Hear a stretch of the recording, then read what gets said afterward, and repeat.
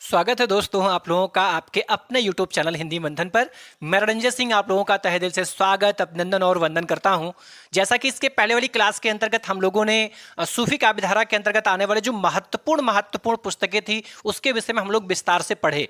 अब इसमें से कुछ कभी और शेष बचे हुए जिनके विषय में हम लोग विस्तार से पढ़ेंगे, क्योंकि यहाँ से प्रश्न बहुत ज़्यादा बनते हैं। आज हम लोग पढ़ेंगे मलिक मोहम्मद जायसी जी के विषय में। इनकी रचनाएं बहुत प्रसिद्ध हैं। आपने पद्मावत के बहुत सारे अंशों को पढ़ा होगा। पद्मावत तो जब आप इंटर में थे तभी आपने नागमती ब्याह वियोग वर्णन पढ़ा था। वो नागमती ब्याह वियोग वर्णन पद्मावत का ही एक अंश है। पद्मावत का ही एक और रचना है किसकी? मलिक मोहम्मद जायसी की। और वही रचना आपने बीए में मानसरोधक खंड पढ़ा। बीए पार्ट 1 में ही मानसरोधक खंड है और मानसरोधक खंड भी पद्मावत का ही अंश है, पद्मावत का ही हिस्सा है। और वो रचना है किसकी? तो वो रचना है मलिक मोहम्मद जायसी की। तो इन चीजों से आप खूब अच्छे से समझ पा रहे होंगे कि मलिक मोहम्मद जायसी आपके सिलेबस के अकॉर्डिंग कितने ज्यादा महत्वपूर्ण हो जाते हैं। आइए हम लोग मलिक मोहम्मद जायसी के विषय में विस्तार से पढ़ते हैं कि इनकी क्या क्या खास बातें रही। देखिए, सबसे महत्वपूर्ण बात यह रही कि वास्तव में मलिक मोहम्मद जायसी का जो जन्म हुआ था, वो जन्म कब हुआ था? तो इनका जन्म वास्तव में हुआ था 1500 में, 1500 ईस्वी में हुआ था। कब हुआ था? 1500 ईस्वी में हुआ था। अच्छा, इनका जो जन्म हुआ था वो उत्तर प्रदेश के रायबरेली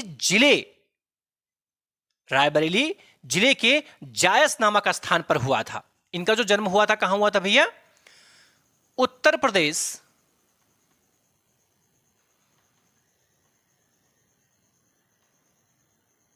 प्रदेश के रायबरेली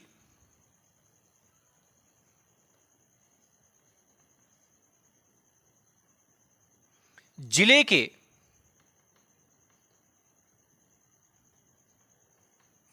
जायस नामक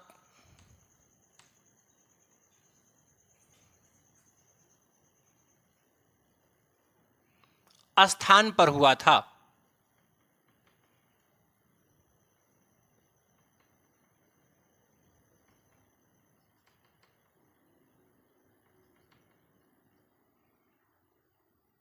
स्थान पर हुआ था। वास्तव में इनका जो जन्म हुआ था वो 1500 ईस्वी में हुआ था। और 1500 ईस्वी में कहां हुआ था? उत्तर प्रदेश के रायबरेली जिले में हुआ था। ठीक है। दूसरी महत्वपूर्ण बात, इनकी जो मृत्यु हुई थी वो मृत्यु कब हुई थी? तो इनकी मृत्यु हुई थी भैया 1542 ईस्वी में। कब हुई थी? 1542 ईस्वी में हुई थी। मृत्यु 1542 ईस्वी में कहां पे हुई थी भैया? तो अमेठी में एक वन है मंगरा नामक वन, उसी मंगरा नामक वन में इनकी मृत्यु हुई थी। ठीक है। अमेठी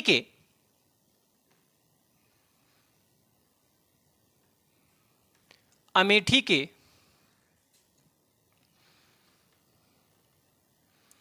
मंगरा नामक वन में हुई थी।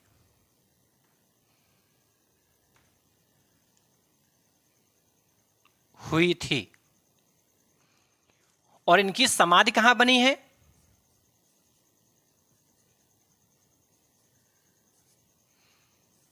तो इनकी समाधि उसी वन में ही बना दी गई जो अमेठी के राजा थे।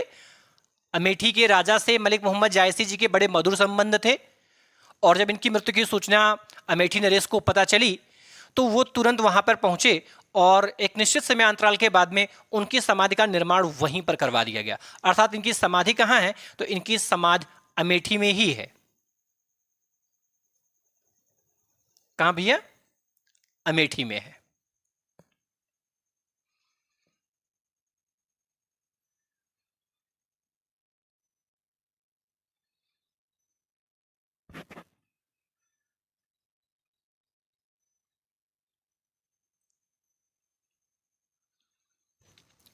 ठीक है। अब एक महत्वपूर्ण बात यह है कि यहाँ से बहुत सारे तथ्य जो हैं वो जुड़े हुए, जो आपको जानना बहुत जरूरी है। आपको खूब अच्छे से पता है कि मलिक मोहम्मद जायसी जी की जो मृत्यु हुई थी, वो मृत्यु कब हुई थी? तो 1542 ईस्वी में हुई थी। कहाँ हुई थी? अमेठी में हुई थी। और अमेठी में कहाँ हुई थी? तो अमेठी में जो मंगरा नामक वन है, उसी वन में इनकी मृत्यु हुई थी। इनकी मृत्यु के परिप्रेक्ष्य में एक कहानी जनश्रुतियों में बड़ी प्रसिद्ध है। जनश्रुतियों में ये बात कही जाती है कि वास्तव में मलिक मोहम्मद जायसी जो थे वो विभिन्न जानवरों की आवाज निकाल सकते थे, और वो ये आवाजें निकालते क्यों थे? तो ये आवाजों के निकालने का कारण ये था, वो अपनी सुरक्षा अन्य जानवरों से करते थे, क्योंकि वास्तव में इन मैक्सिमम समय इनका जो था वो वन में ही बीतता था, क्योंकि वन में ही इन्होंने कुटी बना रखी थी और उसी कुटी में ही ये रहा करते थे, जिससे कि सांसारिक मोह माया का उन पर कोई प्रभाव न पड़े, उन चीज़ों से विरक्त रहे और अपनी वास्तविक क्रियाओं में संलग्न रहे। तो ये जब मंगरा नामक वन में रहते थे, तो मंगरा नामक वन में रहते हुए हुआ क्या कि एक बार एक शिकारी उस वन में आता है शिकार करने के हेतु। तो जब वो शिकार करने के लिए आता है, तो वो जब आ रहा होता है, तभी इसकी सूचना इनको चल जाती है। इनको लगता है कि हो सकता है कि कोई ना कोई जानवर है जो मेरी कुटी की तरफ आ रहा हो सकता है इससे मुझे खतरा हो और ये मुझे नुकसान पहुंचा दे। इसके लिए करते क्या है कि एक बाघ का खाल होता है, उसको ये ओढ़ लेते हैं और ओढ़ करके ये उसी बाघ यानी शेर की आवाज़ निकालते हैं, अर्थात शेर की आवाज़ में दहाड़ते हैं। और जब शेर की आवाज़ में दहाड़ते हैं तो जो शिकारी होता है वो डर जाता है, और डर की वजह से वो जो बंदूक लिया रहता है उस बंदूक को चला देता है, और बंदूक को जब चला देता है तो सीधे जाकर के वो इनको लग जाता है और तुरंत इनके प्राण पखेरु वहीं पर उड़ जाते हैं। इसकी सूचना जब अमेठी नरेश को चलती है, तो अमेठी की नरेश जो है वो, क्योंकि गलती के कारण ये सारी चीज़ें हुई रहती हैं, इसलिए वो करते क्या हैं कि उनकी जो समाधि होती है उसी वन में यानी अमेठी में उसी वन में वो बनवा देते हैं। ठीक है, इनकी समाधि यदि आप देखना चाहते हैं तो इनकी समाधि अभी भी अमेठी में उपस्थित है, वहां पर उनकी समाधि जो है अभी भी बनी हुई है। बहुत सारे श्रद्धालु लोग हैं जो वहां पर जाते दर्शन करने हेतु। ठीक है, आगे की चीजें हम समझें कि वास्तव में ये किसके समकालीन थे। तो आपको खूब अच्छे से पता है कि ये समकालीन शेरशाह सूरी के थे। किसके समकालीन थे भैया? तो शेरशाह सूरी के समकालीन थे।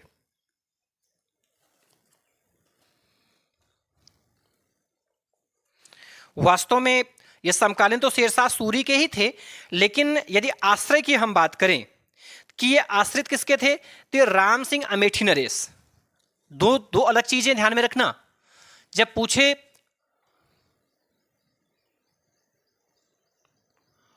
आश्रयदाता, तो इनको जो आश्रय दिए थे वो दिए थे राम सिंह। राम सिंह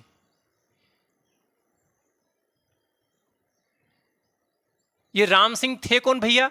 तो ये जो राम सिंह थे ये अमेठी के नरेश थे। अमेठी नरेश थे। ठीक है, दूसरी महत्वपूर्ण बात, ये किसके समकालीन थे? समकालीन शासक।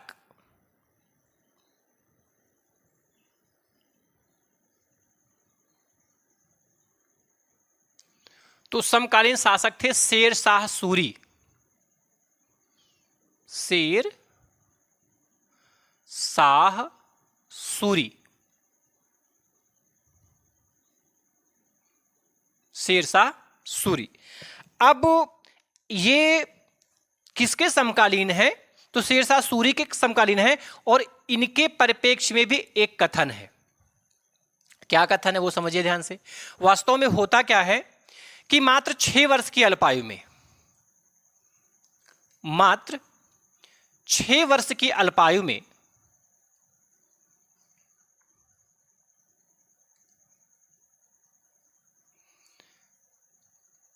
में इनको चेचक हो जाता है। क्या हो जाता है भैया? चेचक हो जाता है।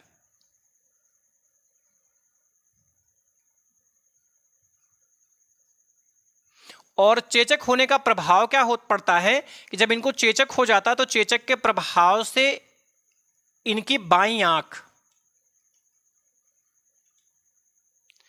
बाईं आंख व बायां कान नष्ट हो जाता है।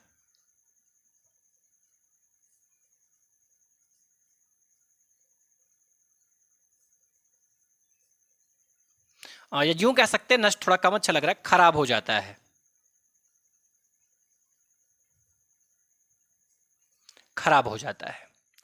अब ध्यान से समझिए, वास्तव में जब ये मलिक मोहम्मद जायसी जी 6 वर्ष के ही थे, तो 6 वर्ष की अल्पायु में ही इनको चेचक रोग हो जाता। चेचक का मतलब होता है, आपने माता जी का नाम सुना हो ना, वो बड़ी माता, वो जो छोटी छोटी फुंसियाँ होती हैं, तो वो भी 2 टाइप की होती है, एक छोटी छोटी फुंसी निकलती है, एक बड़ी बड़ी। तो इनको बड़ी माता जी हो गई थी, क्योंकि चेचक के दाने बहुत बड़े बड़े हुए थे।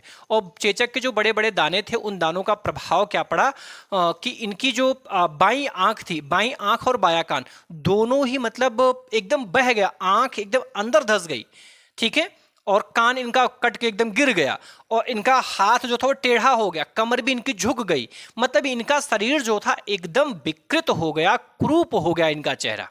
जगह जगह इनके चेहरे पर गड्ढे गड्ढे हो गए। ये सारी चीजें लिपिबद्ध है, ये सारी चीजें लिपिबद्ध है उनके, क्योंकि आपको पता ना कि जब दाने बहुत बड़े बड़े हो जाते हैं कभी कभी शरीर में गड्ढे गड्ढे से, तो इनके पूरे चेहरे पे भी हो गया था, शरीर में भी हो गया था, तो चेहरे पे गड्ढे पड़ गए थे और शरीर इनका टेढ़ा हो गया था, ठीक है।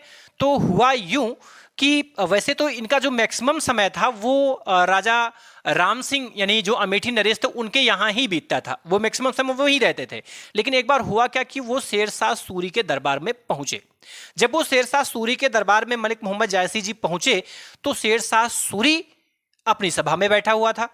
तो शेरशाह सूरी जब मलिक मोहम्मद जायसी को देखता, बड़ा विकृत, बड़ा क्रूप, तो वो स्वयं और उनके जो सभासद लोग बैठे होते वो सब लोग हंसना शुरू कर देते हैं। जब हंसना शुरू कर देते हैं तब इनको अपार कष्ट होता है, लेकिन कष्ट होने पर भी ये अपने उस कष्ट को व्यक्त नहीं करते हैं, वरन एक लाइन बोलते हैं, एक कथन कहते हैं, और जब वो कथन शेरशाह सूरी सुनता है तो शर्म से उसका सर जो है झुक जाता है।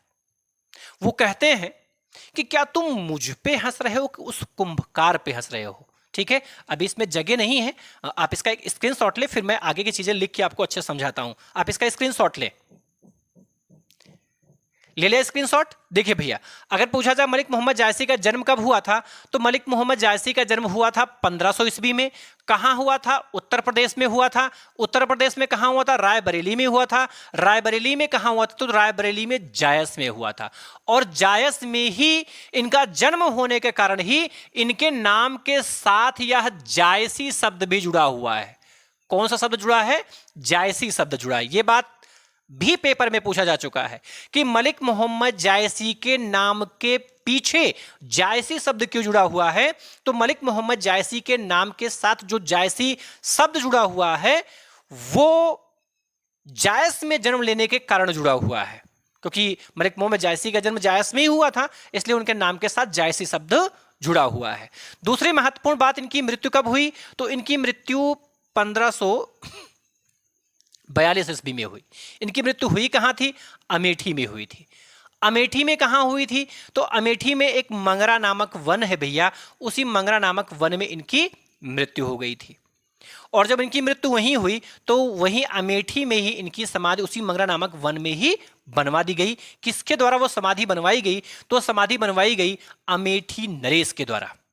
अमेठी नरेश कौन थे? तो अमेठी नरेश राम सिंह थे, और अमेठी नरेश राम सिंह के ही आश्रय में मलिक मोहम्मद जायसी रहते थे।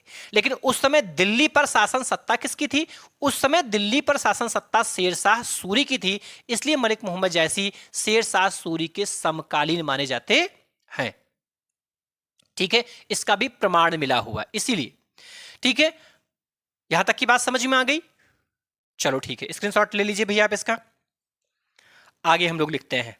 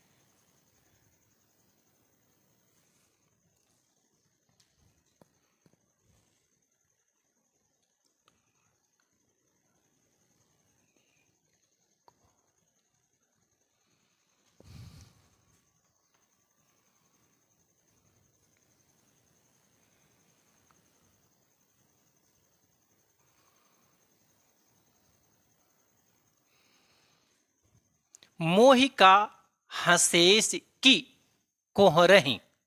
यही कथन मलिक मोहम्मद जायसी ने शेर शाह सूरी के दरबार में कहा। कब कहा?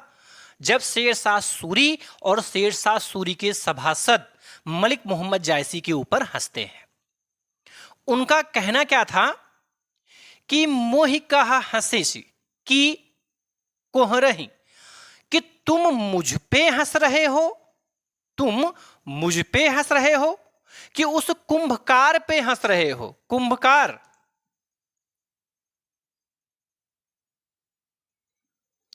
कुंभकार, कुंभकार मतलब होता है बनाने वाला। कि तुम मुझ पे हंस रहे हो कि उस कुंभकार पे हंस रहे हो जिसने संपूर्ण सृष्टि का निर्माण किया है। आज मेरी ये जो विकृत वेशभूषा है, ये मेरी देन नहीं है, ये उस परमपिता परमेश्वर की देन है। तो तुम मुझ पे नहीं हंस रहे हो, अरे उस पे हंस रहे हो जिस पर हंसने का साहस किसी में नहीं है। तुम परमपिता परमात्मा पर हंस रहे हो, उस परमेश्वर पर हंस रहे हो, उस अल्लाह पर हंस रहे हो जिस पर हंसने का सामर्थ्य किसी में नहीं है। मैं ऐसा हूं, इसमें मेरा दोष नहीं है। मैं ऐसा हूं, इसमें दोष उस परमात्मा का है, उस अलौकिक सत्ता का है। तो तुम मुझ पे नहीं हंस रहे हो, ईश्वर पे हंस रहे हो, और जिस पे हंसने का सामर्थ्य किसी में नहीं है। इतना कहते ही पूरी की पूरी सभा शांत हो जाती है। शेर शाह सूरी अपने सिंहासन से उतरकर आकर उनसे विनती करता, निवेदन करता, क्षमा मांगता है। शर्म से उसका सर झुक जाता है कि मुझसे बहुत बड़ा अनर्थ हो गया, कृपया हमें माफ करें। ऐसे महान आत्मा के रूप में मलिक मोहम्मद जायसी जी जाने जाते हैं। ठीक है, आगे समझते हैं। इसका स्क्रीनशॉट ले लिया आपने, इसका भी ले लीजिए स्क्रीनशॉट। ये पंक्ति भी पेपर में पूछी जा चुकी है। ठीक है, ये पंक्ति कहा किसने है? मलिक मोहम्मद जायसी ने कहा है। मलिक मोहम्मद जायसी ने ये पंक्ति किसको इंडिकेट करते हुए कहा, किसको दर्शाते हुए कहा? तो शेर शाह सूरी को दर्शाते हुए उन्होंने कहा है।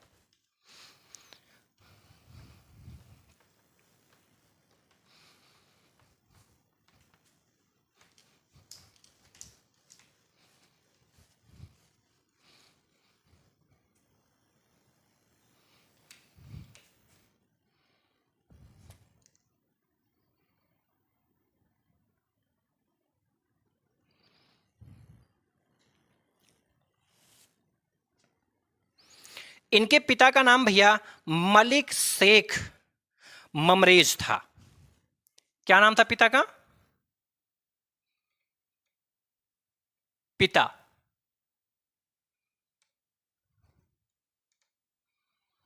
मलिक शेख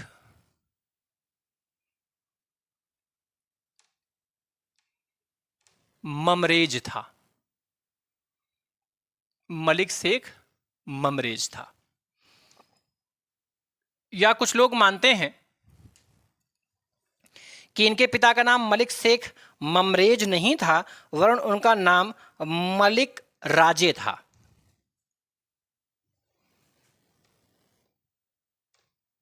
मलिक राजे था। अलग अलग विचारकों के अलग अलग कथन हैं। वैसे जो अधिकांश मतों की पुष्टि हुई है वो उनके पिता का नाम मलिक शेख ममरेज ही माना गया है। मलिक शेख ममरेज ही माना गया है।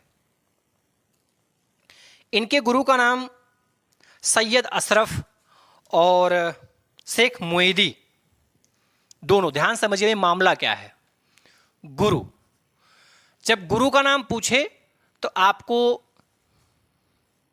शेख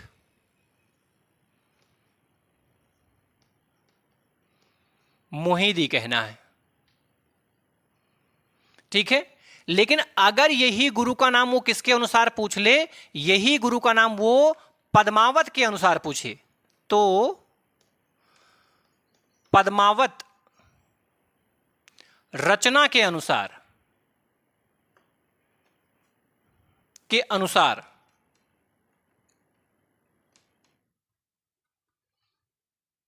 तब आपको कहना होगा सैयद अशरफ। क्या कहना होगा भैया? सैयद अशरफ कहना पड़ेगा।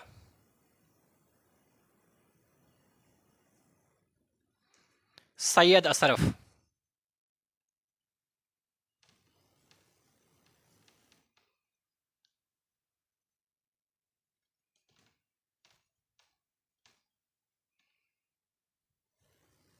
अशरफ, सैयद अशरफ।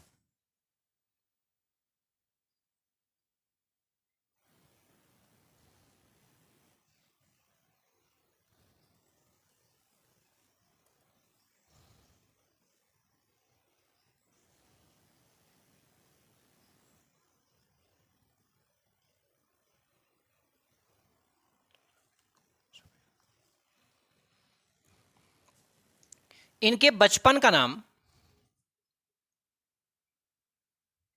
मलिक मोहम्मद जायसी के बचपन का नाम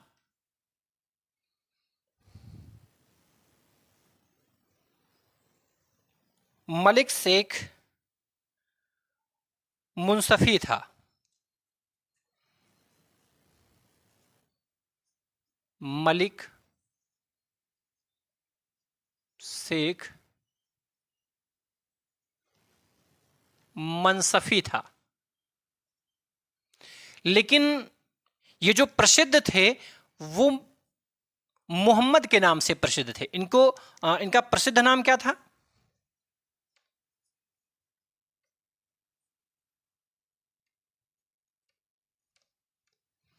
मोहम्मद था। मोहम्मद था। क्या था भैया? मोहम्मद था। और इनकी जो उपाधि थी, उपाधि, वो उपाधि इनकी जायसी की थी। उपाधि इनकी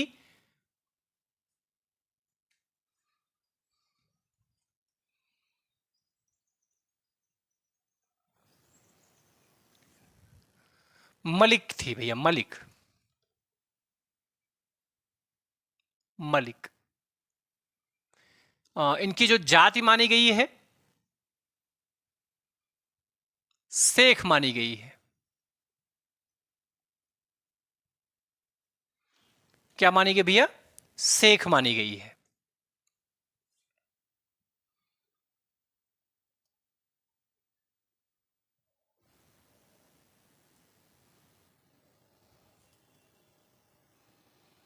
इनका जो ननिहाल था वह मनिकापुर प्रतापगढ़ में था।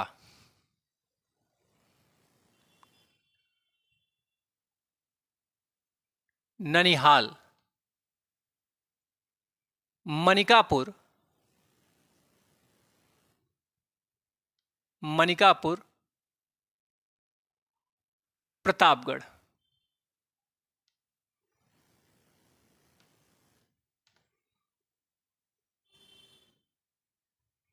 प्रतापगढ़ था।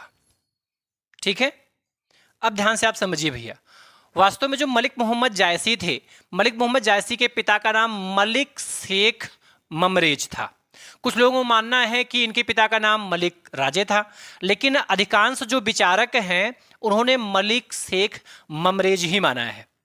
इनके जो गुरु थे, इनके गुरु का नाम शेख मोईदी था, लेकिन पद्मावत में इन्होंने स्वयं ही स्वीकारा है कि मेरे गुरु का नाम क्या है? सैयद अशरफ है। तो आप लोग भी इसी पॉइंट को ज़्यादा प्रायोरिटी देंगे, प्राथमिकता देंगे, प्रधानता देंगे, क्योंकि जब जिस बात को स्वयं व्यक्ति स्वीकार लेता है उस बात को ज़्यादा प्रायोरिटी दी जाती है, प्रधानता दी जाती है, उस बात को ज़्यादा स्वीकारा जाता है। तो आप इनके गुरु का नाम सैयद अशरफ, लेकिन अधिकांश किताबों में शेख मोईदी भी दिया गया है। इनके बचपन का नाम मलिक शेख मुंसफी था। मलिक शेख मुंसफी था, लेकिन नाम तो इनका मलिक शेख मुंसफी था, लेकिन अधिकांश बच्चे जो थे यानी जो प्यार से बुलाते थे वो प्यार से इनको क्या बुलाते थे? मोहम्मद कह के बुलाते थे। क्या कह के बुलाते थे भैया? मोहम्मद कह के बुलाते थे। और इनकी जो उपाधि थी वो उपाधि क्या थी? मलिक थी।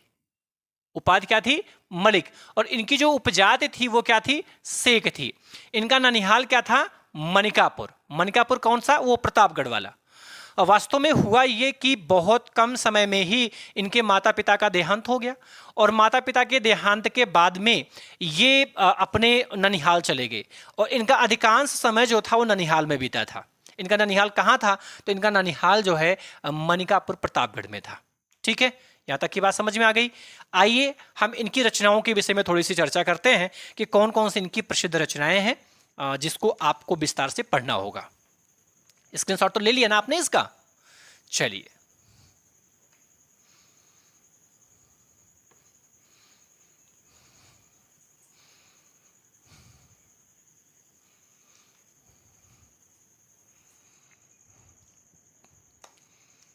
रचनाएं।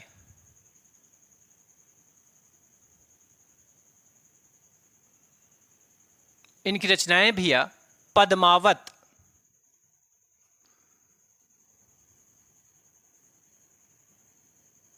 अगला है अखरावट,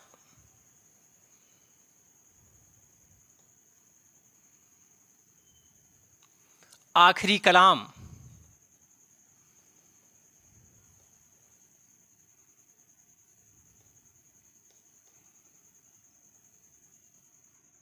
आखिरी कलाम, कहरनामा,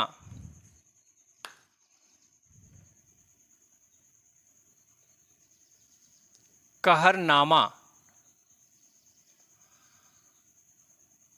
अगला है मसलनामा,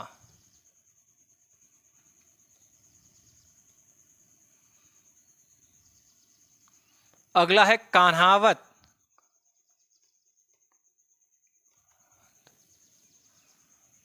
अगला है चित्ररेखा,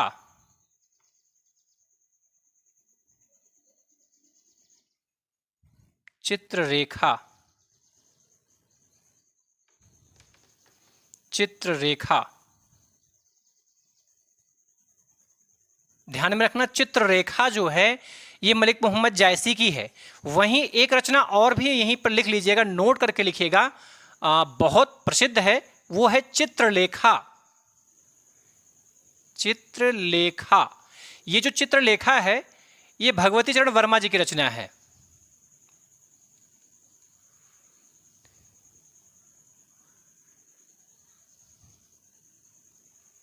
वर्मा जी की रचना है और यह रचना बहुत ज्यादा महत्वपूर्ण है। ठीक है, यानी जो टोटल रचनाएं हैं वो पद्मावत, अखरावट, आखिरी का नाम, कहलनामा, मशलनामा, कान्हावत, चित्ररेखा, इतनी रचनाएं जो है ये मलिक मोहम्मद जायसी जी की रचनाएं हैं। ठीक है, अब आने वाली अगली क्लास में हम लोग इस पद्मावत, अखरावट और आखिरी कलाम के विषय में विस्तार से पढ़ेंगे कि इसमें क्या क्या चीज़ें हैं, इसके नायक कौन, इसके नायिका कौन, इसकी भाषा क्या, इन सारी चीज़ों के विषय में विस्तार से पढ़ेंगे। और आज की क्लास को हम लोग यहीं पर स्थगित करेंगे, किंतु जाने से पहले आपसे निवेदन करते हुए जा रहे हैं कि कृपया आप हमारे चैनल को लाइक व सब्सक्राइब करें, हमारे इस वीडियो को भी ज़्यादा से ज़्यादा लोगों के पास में शेयर करें और साथ ही साथ लाइक करना ना भूलें, जिससे कि इसका लाभ और लोगों को आसानी से मिल सके और लोग भी इस चीज़ से लाभान्वित हो सके। इन्हीं के साथ मैं अपनी वाणी को ही पर विराम देना चाहूँगा। धन्यवाद।